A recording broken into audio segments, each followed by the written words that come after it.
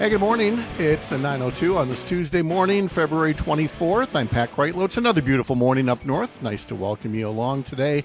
Dan Shafer is my special guest today from the recombobulation area. You can catch him over at therecombobulationarea.news. We'll talk to him in just a bit. We've also, of course, got our question of the week. We've got today's history lesson and some headlines as well. But, of course, last week was another busy week, so we want to get right to Dan with a quick reminder that Thursday at 9 o'clock we will talk to State Senator Calderoyes, a candidate for governor. So stick around for that Thursday morning at 9 a.m. But let's look back now at the end of the Assembly session. Allegedly. At least we think that's the case. Dan Shafer joins us now to talk more about that. Dan, good morning. How are you? Good morning, Pat. Thanks for having me. Always great to be with you here. And yeah, there was a lot going on last week, a discombobulating week in Wisconsin politics in many ways, but kind of a end of an era in a lot of ways in Wisconsin politics too. Very much so, because not only now are we coming to the end of the Evers governorship, but also Robin Voss's dozen years as Speaker of the Wisconsin Assembly. It was not, on the Richter scale, it was not a 100 in terms of a surprise, but true. I mean, in terms of timing and everything else, I don't know that, I would say it was a mild surprise by some, at least the timing of it, right? I mean, I think it was the rumors about Voss's departure were getting louder and louder. And I think that, it was something that I had heard around this time of year. The past few election cycles that Voss was thinking about retiring and making this his final term or whatever it might be. And those rumors were louder than ever this year, but I didn't want to be Charlie Brown with the football, right? And running up for the kick and having the ball pulled back at the last minute yet again. So I was very hesitant to, say anything publicly about that or whatever it might be. And what I had been hearing was that some sort of announcement was likely coming, when the Assembly's floor period was coming to an end. And so I tuned in on Wisconsin Eye last, Thursday, as the session was getting started. And all of a sudden, they're kicking it over to a speech from the representative from the 33rd. And I was just like, well, that's Robin Voss. He usually speaks at the very end of a session. What's going on here? Oh, wait a minute. This is real. This is happening. Here we go. And then he delivered his speech there on the Assembly floor. Yeah, and I don't, of course, know how much pre-planning went into making the announcement at that particular time, but it doesn't help the speculation at all that it came at the same time that he finally capitulated on two very basic women's health bills. And as I told folks yesterday morning, I mean, first, you wrote the quintessential column on everything that Voss has done that stands against Wisconsin values, and folks should really go to the recombobulation area and read more about it. And also, again, I know Kate Duffy would take issue with this, but when she was doing those video reports from the Capitol and running into Voss 3 different times, and the third time just looking at him and as if I have nothing to say to you, I mean, that was not his best day ever. And I'm not saying that the Republicans in this caucus that day or Kate in the hallway that day, put him over the edge. But like I said, not one of Robin Voss's best days that he picked to try to go out on top. The 24 hours that preceded his announcement was really, really quite something in the reflecting just the Robin Voss time as Speaker in a lot of ways, because it was him singularly blocking these bills, the postpartum Medicaid extension and the Gales Law breast cancer screening bills. They were bills that had passed overwhelmingly in the Senate a long time ago. People have been trying to get these bills passed for years and years and years. In the case of postpartum Medicaid, I think it's been like a 5-year journey to try to get this passed and join the 48 other states that have done this. And there was the story that I wrote about as well that happened that afternoon, which is that, so what happened was that the Democrats were going all out to get votes on those two bills. Those two bills were not on the agenda.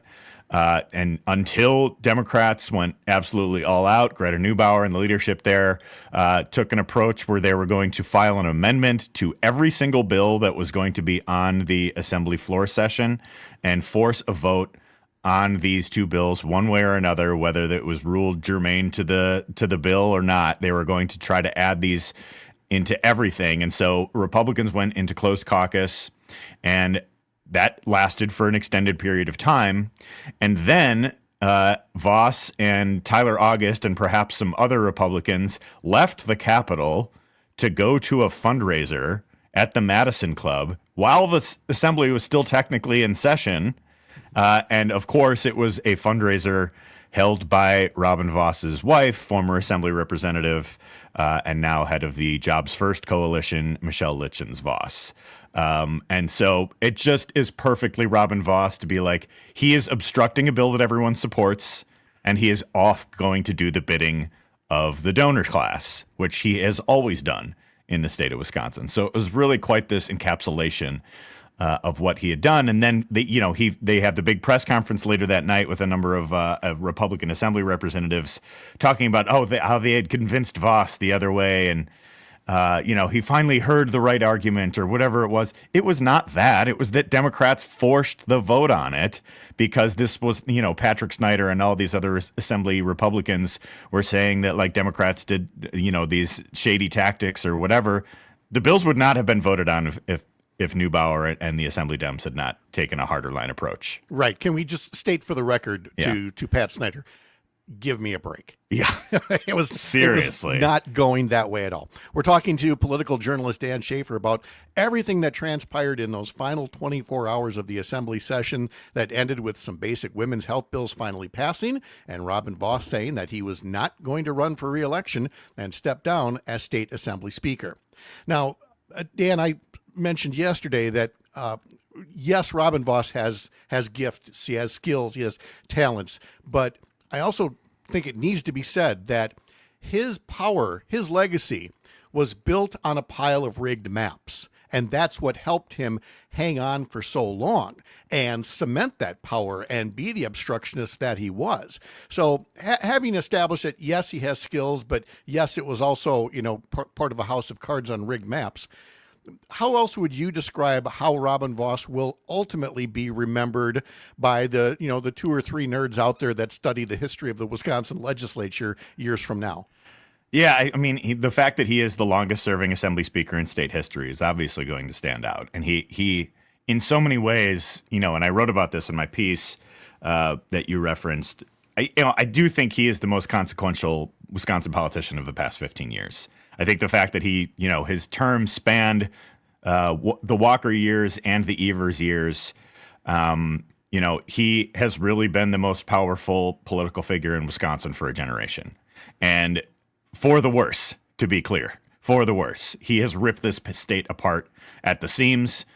He has done away with so much of the good governance that was a hallmark of government in the state of Wisconsin for so many years. He has been divisive and insulting and shows a complete lack of respect for anybody who thinks differently from him or has an opposition in any way.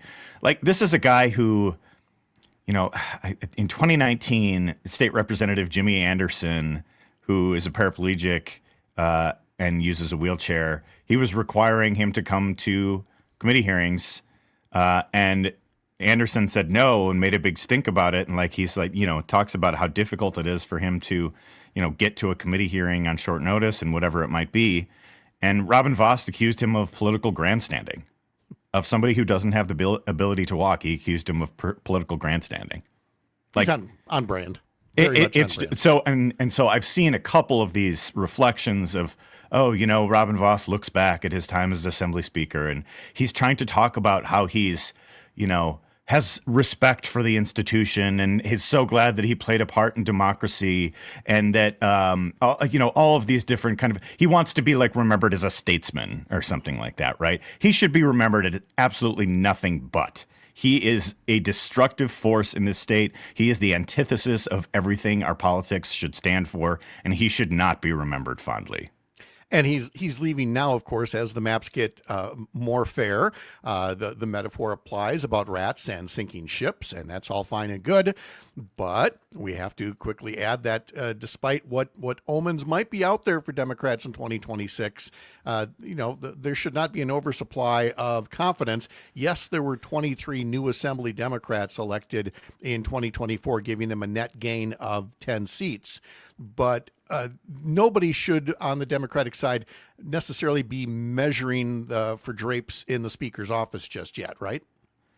No, and I think it is, this is for it's big picture. This is the first opportunity for Democrats to win control of the legislature in a generation because of the maps and because of the way the state Senate schedule has been. So I think there is a pretty realistic chance for Democrats to win control of the state Senate. And I think the Assembly is a little bit of a tougher hill to climb, simply because of a couple different factors. One is that, incumbency really, really matters in these down ballot races. It matters at the top of the ticket. We've seen that reflected in Wisconsin's politics in a number of different ways. But I think, my friend John Johnson at Marquette University has estimated that it's a 2% bump at the top of the ticket, but it's something like a 4 or 5% advantage more down ballot in some of these state assembly races. So you have strong incumbents like Todd Novak in the 51st, like Jesse Rodriguez in the 21st, and a number of other folks who have been able to hold on in tough districts over the years. And so if they are running again, that's going to matter a great deal, because incumbency matters and people know these folks and might have, higher opinions of them than they might other Republicans. And so I think that is an important factor to consider. And also, Robin Vos is also going to still be running the Republican Assembly Campaign Committee, or RAC.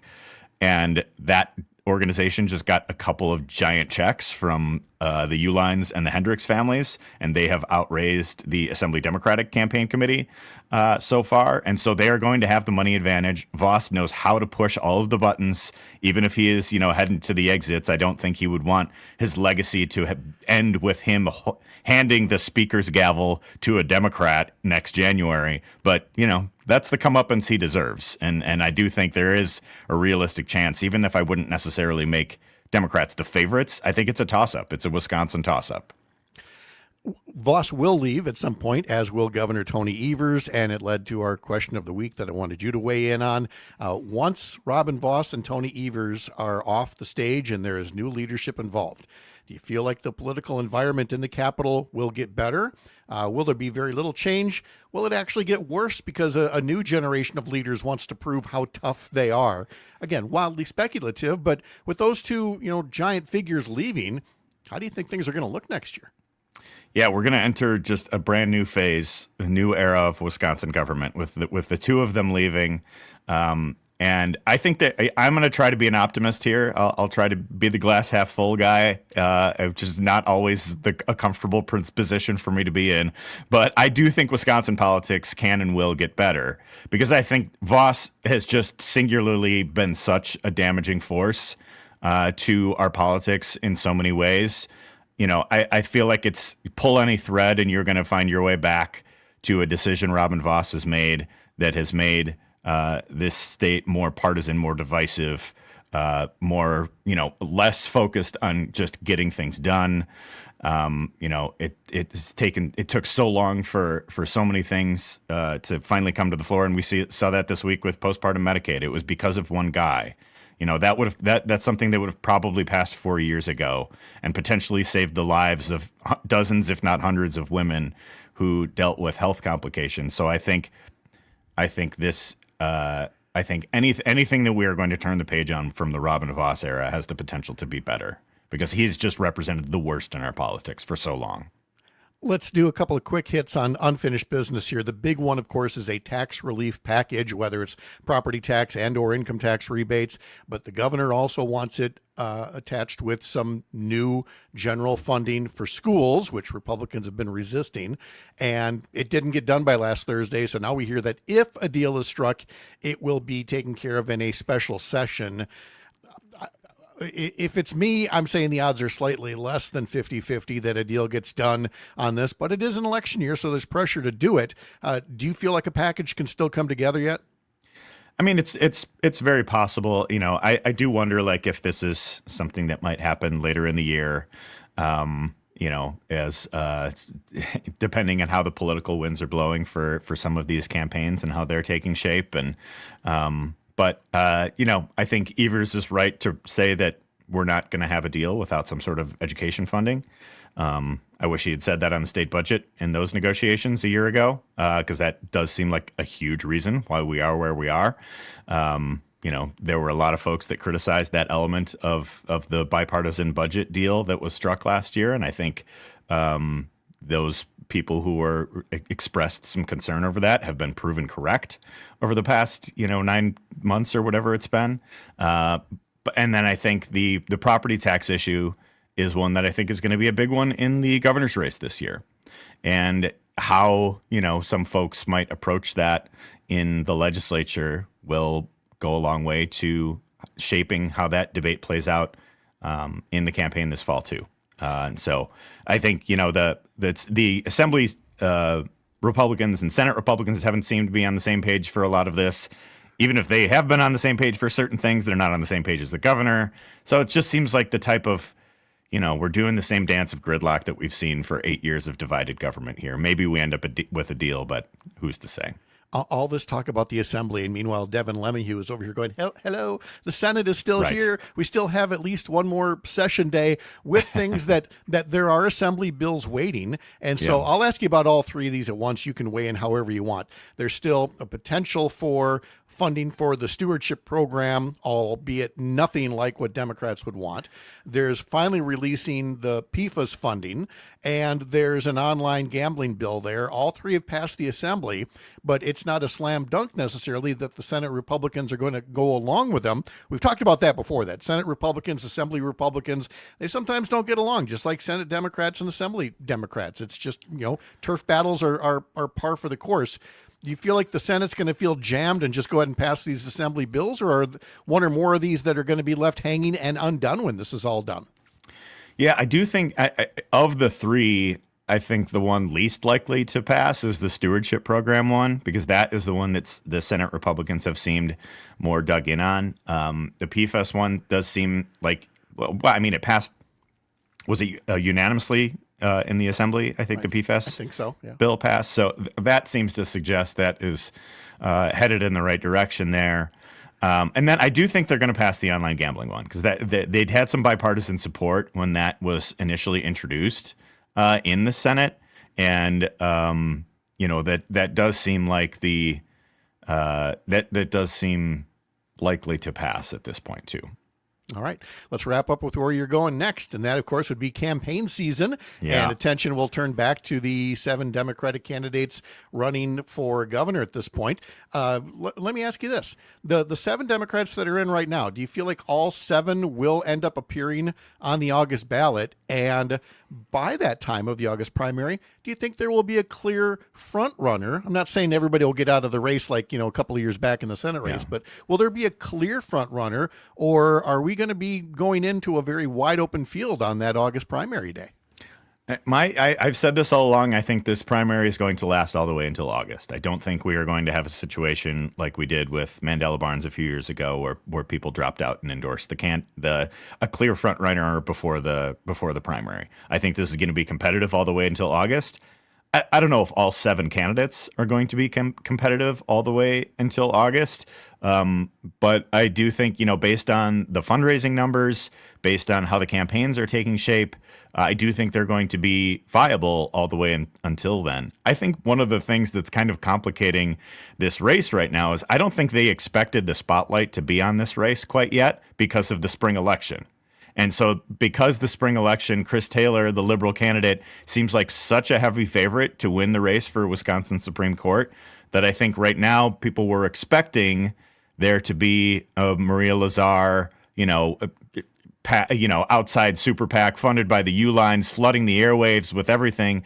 That really hasn't happened yet. I think we're starting to see some inklings of it, but that race hasn't really become all that competitive. So it's like, all right, do we just skip ahead to the primary? Oh, I know the answer to this. I know the answer to this. Let's hear it, Pat. Ask you about that. Let's go to the Wayback Machine to 2019, where it appeared that Lisa Neubauer was going to cruise to a victory over the extremist Brian Hagedorn. And that's where all the conventional wisdom, it's where the advertising was, until behind the scenes, money flooded in, communications flooded in through emails, mail pieces, and everything else. And next thing you know, the state is shocked to see that Hagedorn had defeated Lisa Neubauer by half a percentage point, by 6,000 votes. And I mean, that was just 3 years after Donald Trump had surprised everybody. It's when we should all get out of the political prediction business.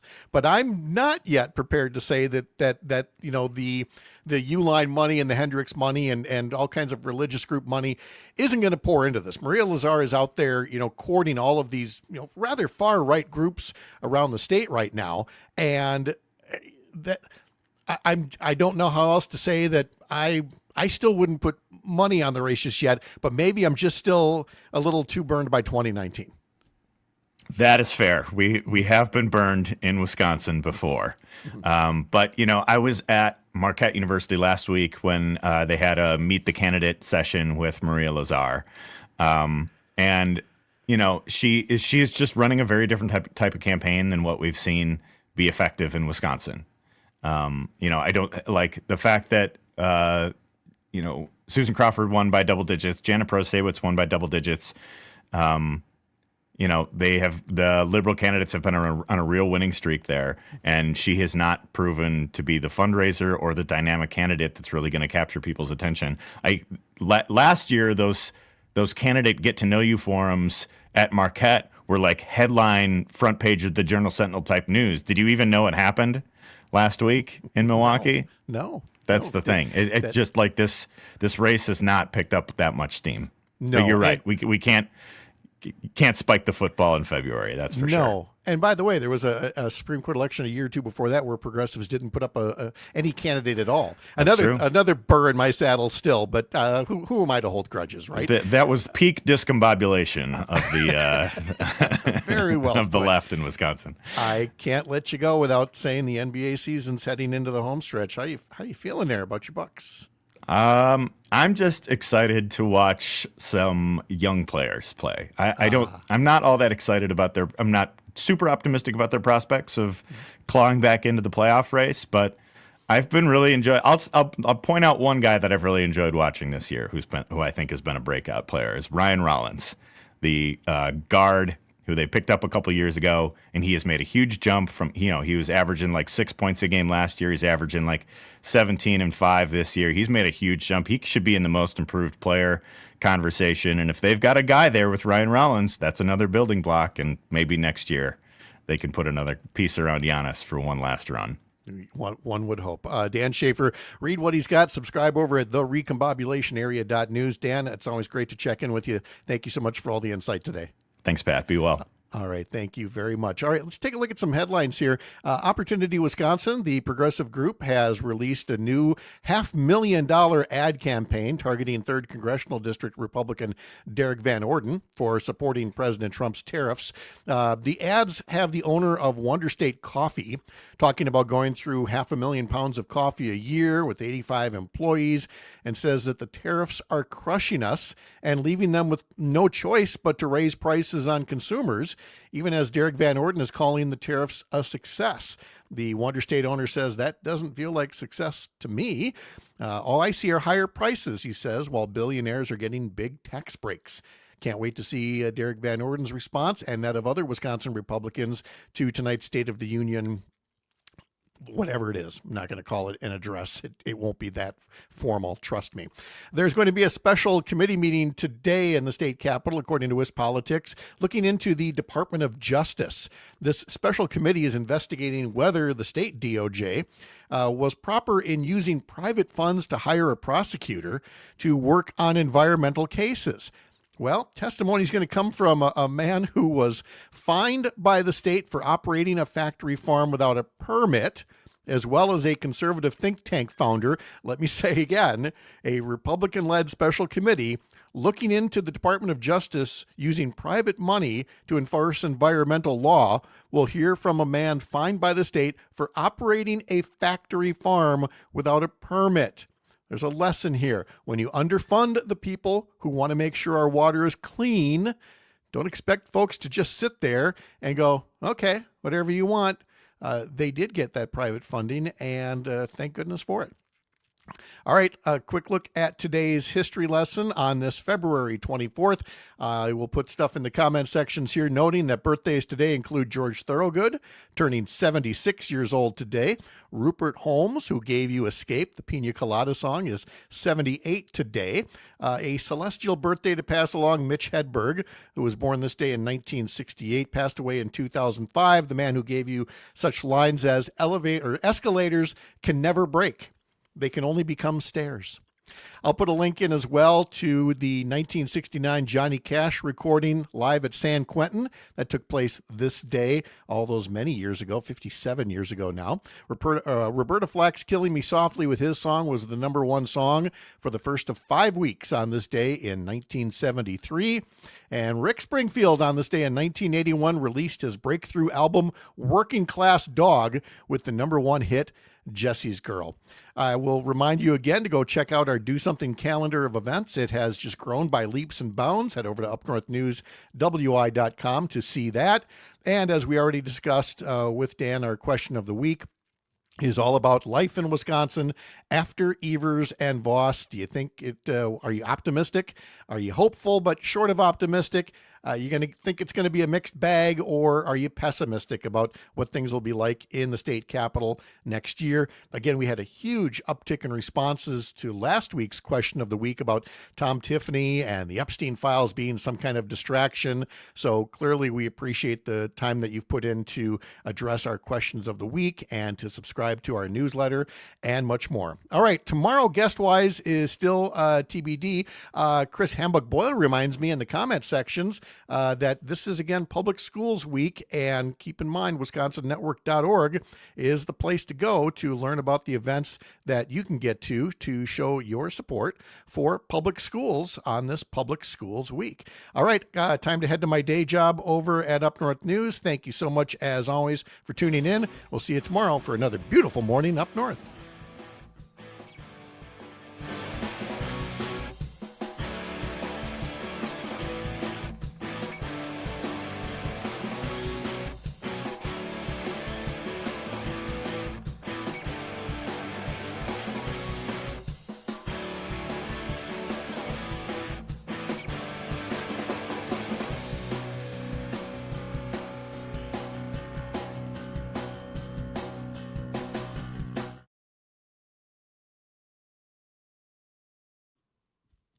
All right,